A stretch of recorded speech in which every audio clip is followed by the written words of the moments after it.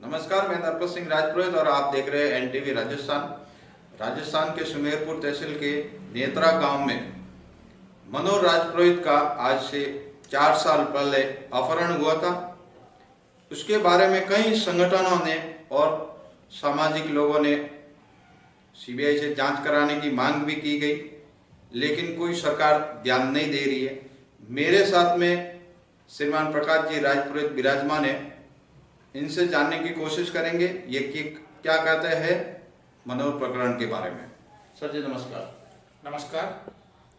मनोहर प्रकरण कुल मिलाकर के ये लगता है कि लोगों के अंदर से भावनाएं मर गई, क्योंकि आज से 4 वर्ष पूर्व जब अपहरण हुआ उस समय भारतीय जनता पार्टी की राजस्थान में सरकार थी और वर्तमान में कुछ समय से कांग्रेस पार्टी की सरकार है। अतः पहला जो राजनीतिक विषय हमेशा रहता था कि वो पार्टी कहती थी कि उनका दोष है, उनके कार्यकाल में हुआ, वो पार्टी कहती थी कि उनका दोष है और उनके कार्यकाल में हुआ।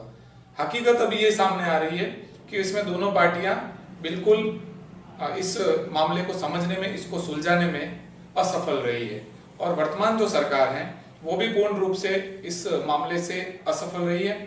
साथियों, अगर एक पिता शाम को अपने घर के बाहर बैठा है और वो इंतजार करता है कि मेरा पुत्र आज तो वापिस आएगा, और शाम होते होते जैसे ही भगवान भास्कर की उर्मियां शांत होती हैं उसके आंखों से अश्रुधारा बहनी शुरू हो जाती है। एक बहन जो रक्षाबंधन से एक दिन पहले तक अपने राखी को इस आस में लिए हुए बैठी है कि शायद कल उसका भाई नए दिन तो घर आएगा, लेकिन वो सभी भावनाएं, वो माँ जो अपने आंचल से अपने बेटे को दूर होता हुआ देख नहीं पाई और उसका अभी तक कोई सुराग भी नहीं, एक माँ कैसे उस पुत्र के बिना जीवित रहती होगी, इन सभी भावनाओं को सरकार भले ही समझ नहीं पा रही है।